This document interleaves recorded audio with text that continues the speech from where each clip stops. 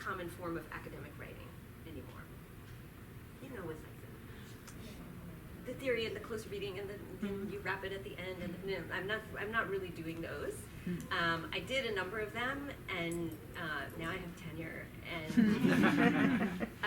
I have found that I really love writing other kinds of nonfiction, and I am finding other ways of writing about literature, because I love to write about literature, but the constraints of the format of the academic essay were not really working for me anymore.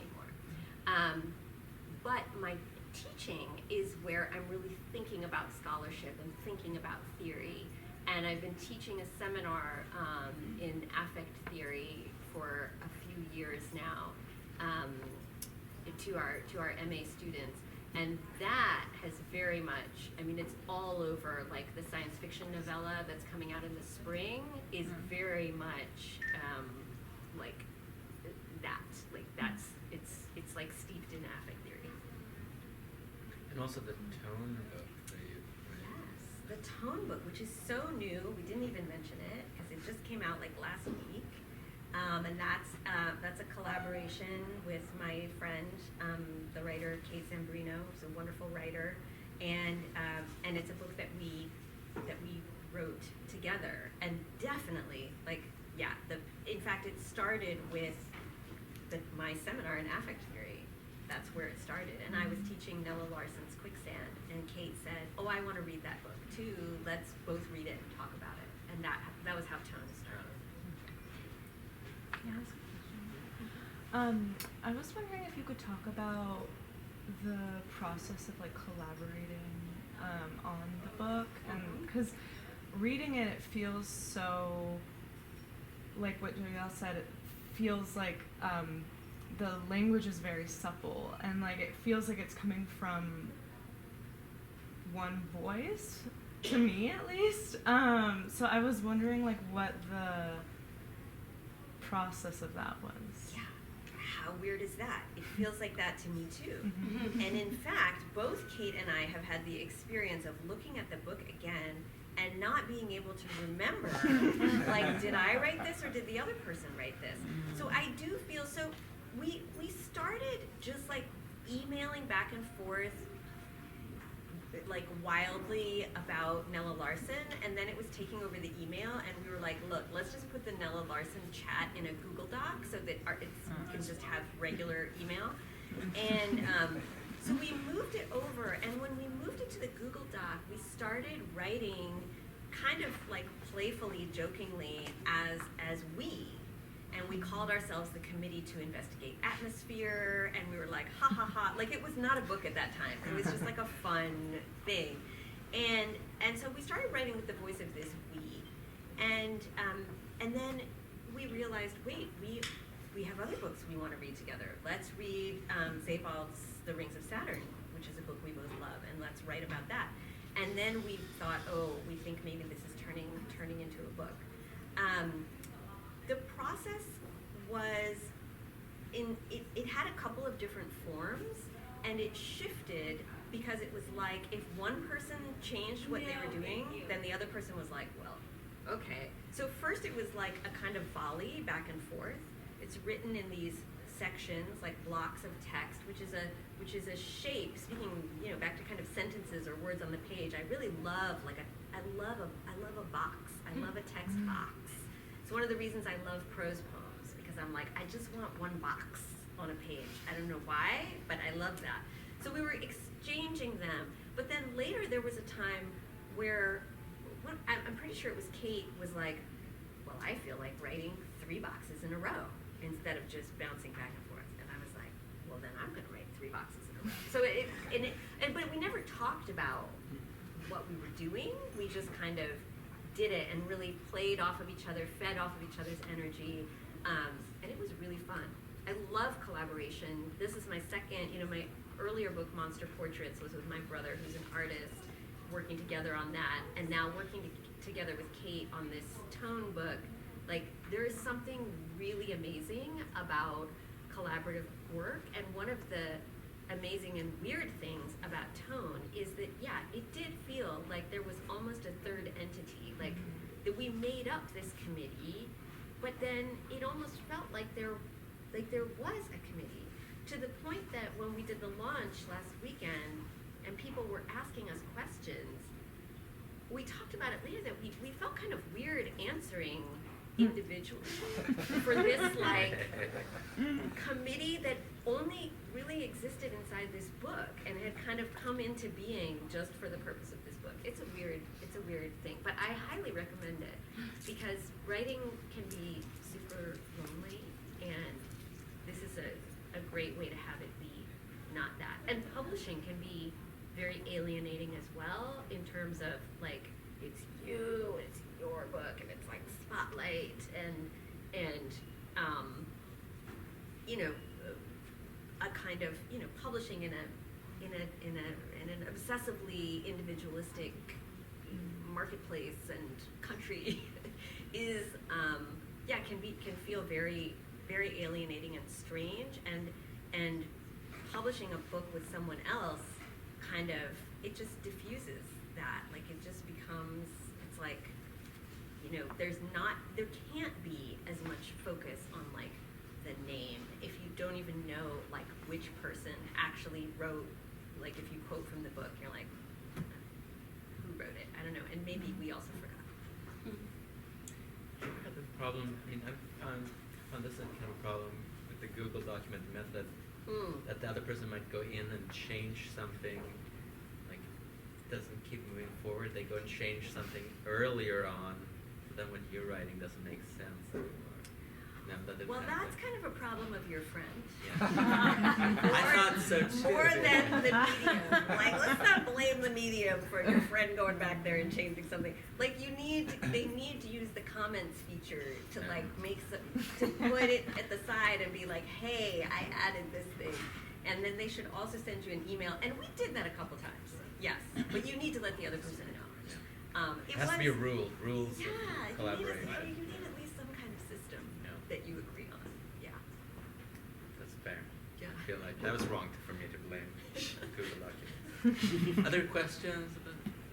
Yeah. I wanted to, so this is, I want to nerd out on Stranger and Olondria for a second. Such a phenomenal book in so many ways.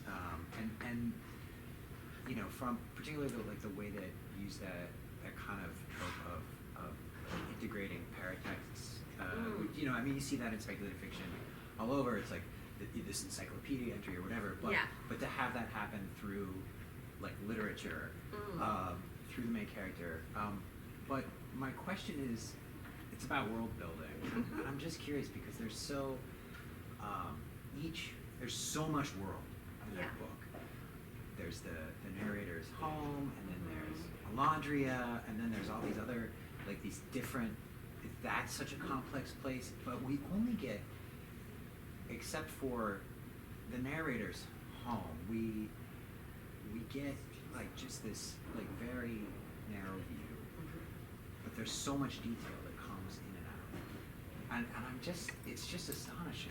Like, I like, how did you do that? Like, at one level, like, but, you know, on another level, like, was it, there's all these different aspects from, like, the religious world, angel, and all this stuff going on. Did that come to you in was the world there, and you, like, filled out the details, or was it, like, a process of, like, layering and development, and, like, I'm just curious. Thank you. Yeah. Well, it was fortunate, actually, that when I wrote that book, so I wrote it between my MA and PhD, because between those I had a 12-year career teaching English in Sudan and Egypt, and then went back and got my PhD. But it was good that I had some experience of academic writing and had known personally people who had a ton of trouble finishing their dissertation because they could not stop doing research. Because this is an equally severe danger for world building. Because you could be like, I'm planning it and I'm doing it, and you don't ever actually write it. So I gave myself, and there's nothing more fun actually than the world building. I don't know if not everyone has made up their own fantasy world. Why not? It's very strange to me that not everyone does this. If you're literate, no one can stop you. You just go do it. Anyway, but I said 3 months. Yeah. 3 months, and then whatever I've got for 3 months, I'm going in, and I'm just going to start writing the narrative. So I had 3 months of charts of the pantheon and who's the god and goddess of what, and then I also have 100 pages of Olondria's holy book, just in a file drawer. It doesn't need to be in the book, but I should know it. I need to know how this religion works, and then I also had lists of different regions, what's going on with them. The weather, what do they eat, is there a particular deity who's particularly strong in that area? And then I just went in and started writing it. And then it grew. I really explored the world. I just went in there through the eyes of this character, and I just wandered around in there. And the first draft of that book was twice as long as what has been published. It was 220,000 words. Like I said, I like a big book, but this book did not need to be that big, because so much of it was I went to towns. This boy had nothing to do in those towns. He just went there to be let's go there and stay in a hotel, and then so it was 2 years to write the first draft, and then essentially 10 years of revision. And it was mostly cutting. Why is he here? There's nothing happened here. This is unnecessary. I cut out a whole character who was doing nothing except riding along, I was teaching myself to write a novel is what I was doing through that process. At one point, I asked my husband, Keith, who's was my first reader, he had read it many times. And he said, do you want me to give you just a kind of make the shape of your book for you in the air? And I was like, yes, please, because I'm exhausted. I've been revising this thing for you. He's like, here's what the book is like. It's like this.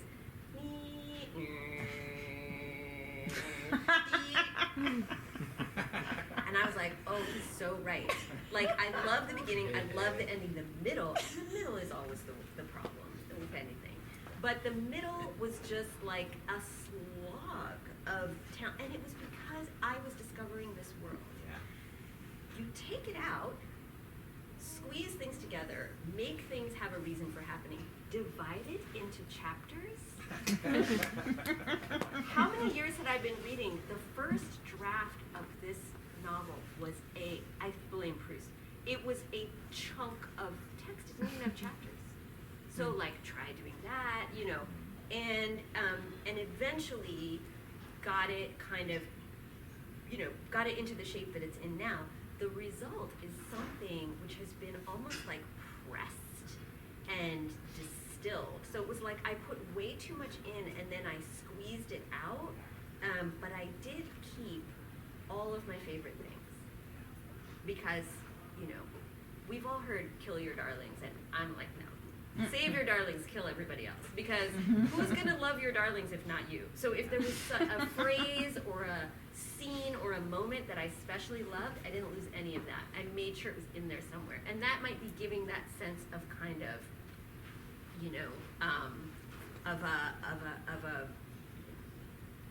layering, that I have to say not everybody loves, because a lot of fantasy fans were so many words.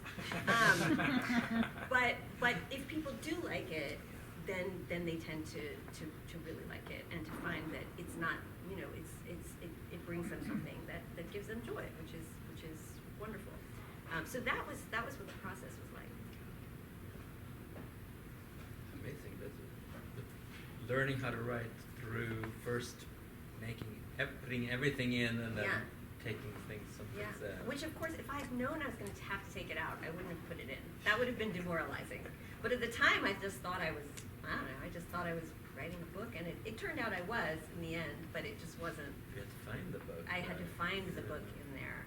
Yeah. And that's part of the reason it took so long to get published. Well, 3 reasons. One was that process.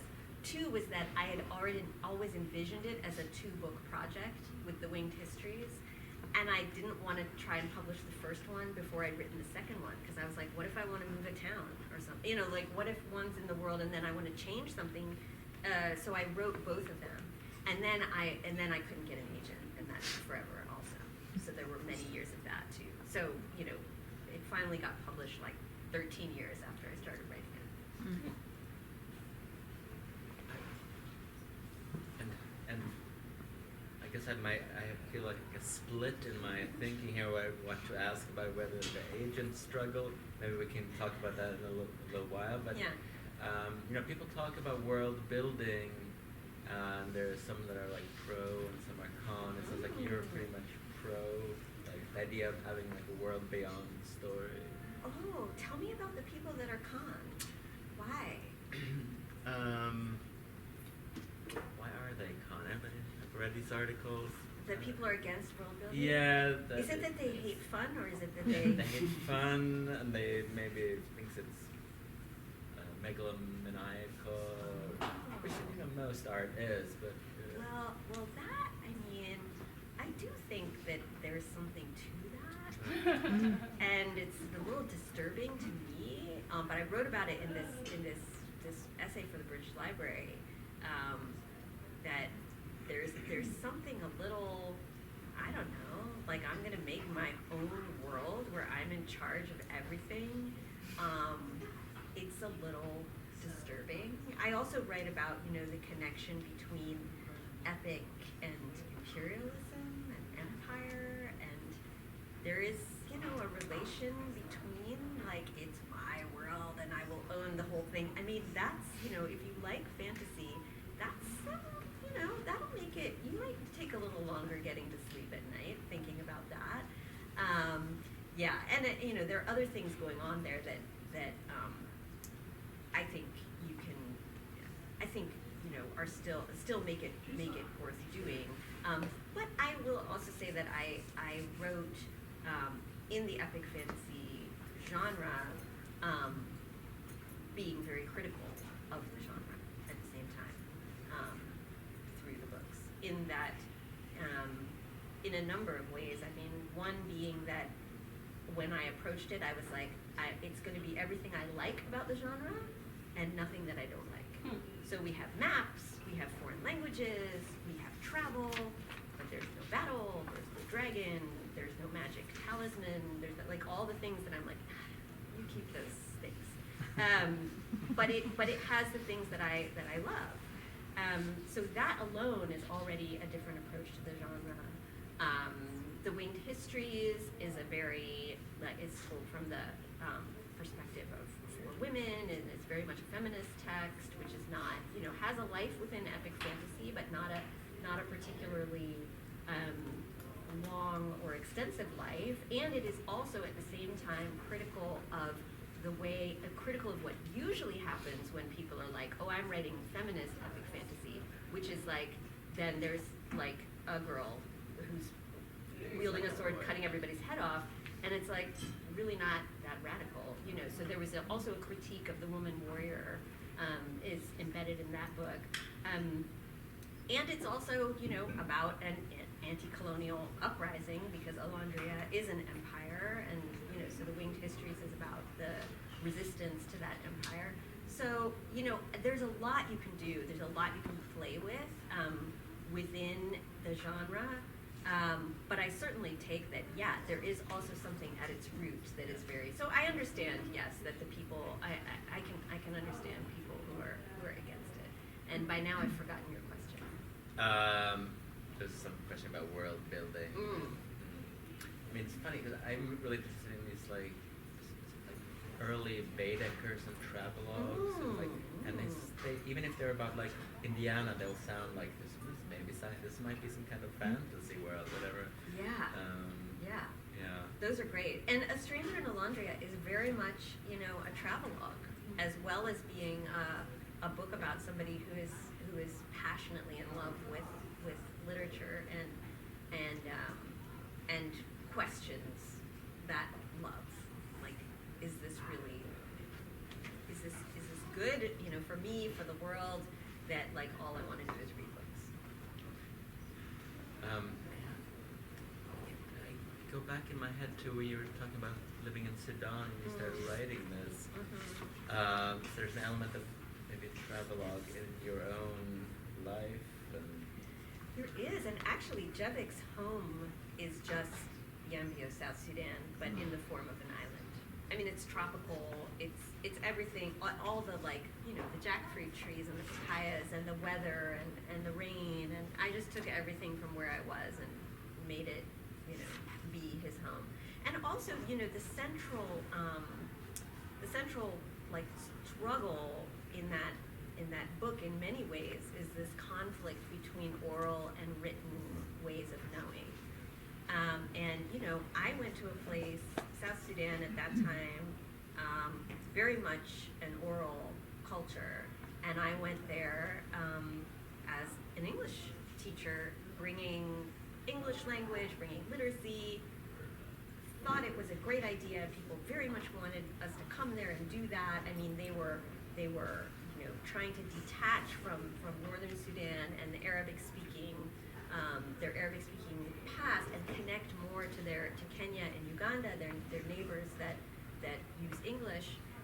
And so this all seemed really great, but it also gave me a lot of questions. Like, this is a place that is incredibly rich in a great variety of languages, and here I come with this like very blunt global instrument of English that's like, here, you know, this is, and everybody's like, great. I mean, absolutely, it's what you need. You want to do business with other countries, and you want to be, you know, but it's fraught. You know, it's a very fraught thing to be doing, and there's a sense in which a lot of processing of that was happening through the story that was A Stranger in Olondria.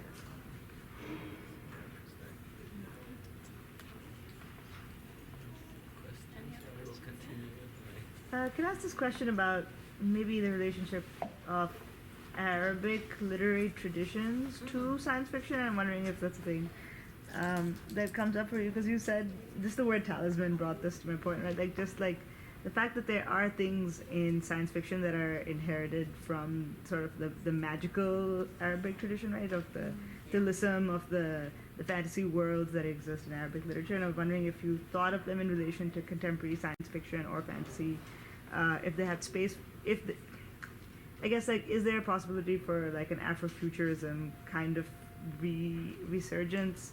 It's sort of an abstract question, but I've just been like thinking through like the potential for us to think about science fiction and fantasy from the global south in different ways, in newer ways. And so I'm working on contemporary South Asian fiction in this way, but I was just wondering if you have thoughts on Arabic literary traditions and their relation to us. Yeah, so I don't have an enormous amount of breadth on this, because of course, you know, the Arabic speaking and writing world is very big, and my experience is concentrated mostly in Egypt.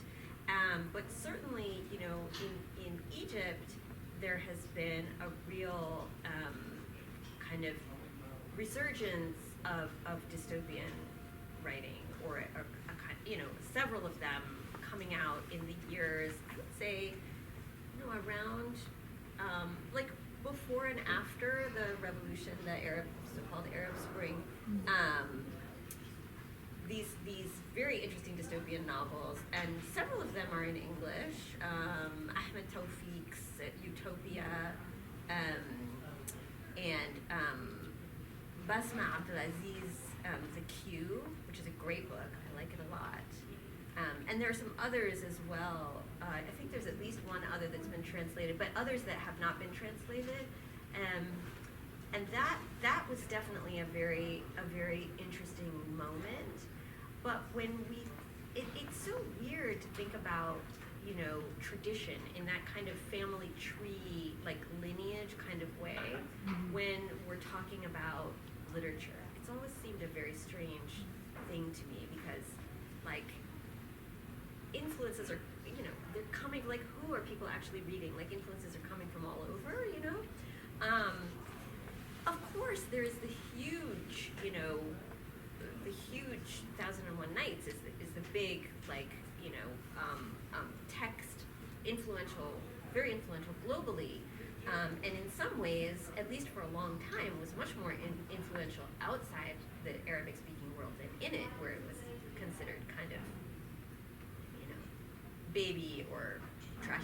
And in that way, it is like science fiction, which has this, and fantasy even more, which has the same kind of like, you know, a little bit pushed to the side or discarded genre, but is full of all of this richness and all of this possibility. And it has been, you know, there have certainly been writers, both in Arabic and in French, like North African writers, like Pahar Ben Jaloun, who are